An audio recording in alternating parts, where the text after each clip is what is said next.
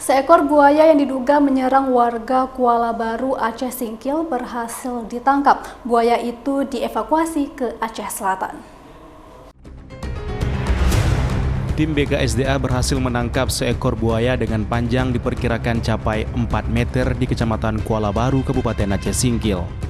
Buaya itu ditangkap dengan menggunakan perangkap kandang besi yang dipasang beberapa hari lalu.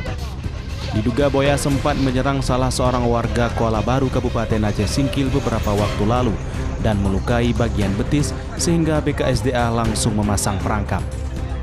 Setelah ditangkap, buaya ini dievakuasi ke Trumon, Aceh Selatan.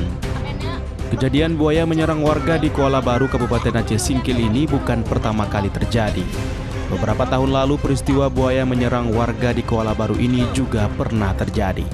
Dari Kabupaten Aceh Singkil, Suparman Munte, iNews melaporkan.